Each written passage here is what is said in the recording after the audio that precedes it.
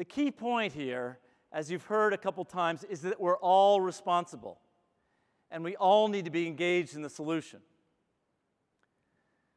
A couple years ago, we at Dstillery noticed some abnormalities in the traffic patterns we were observing. We were watching because those patterns are the basis for our data science and targeting technology. We dug in and found that the abnormal patterns were the result of non-human traffic. Turns out there was an influx of robotic traffic that polluted everything the ad tech industry was building. We started watching, and what we found was alarming. Some of the fraudulent traffic came from sham publishers, fronts for real web publishers that produce real-looking content. They buy 100% of their traffic from nefarious sources and push their inventory into the exchanges. And some of the traffic came from publishers like the people in this room, who unwittingly purchase traffic to supplement their legitimate media businesses.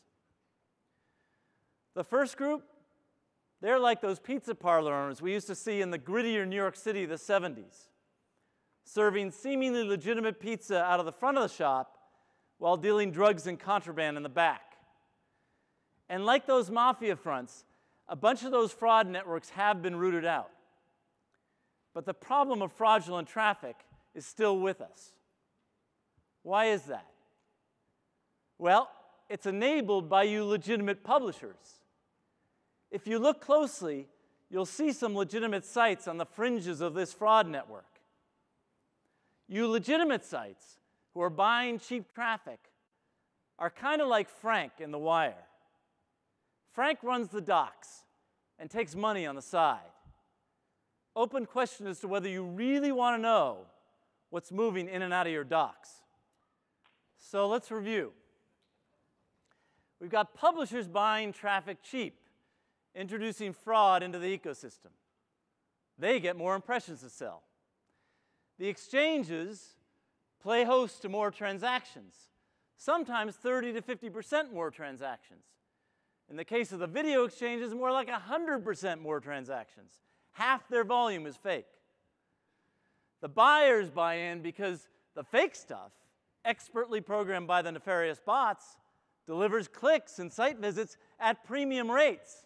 That's the drug. And the agencies, believing they're delivering results to their clients, are buying into the whole chain. There's good business there. It feels good to brag about stellar performance. It's a high. How do we get ahead of this?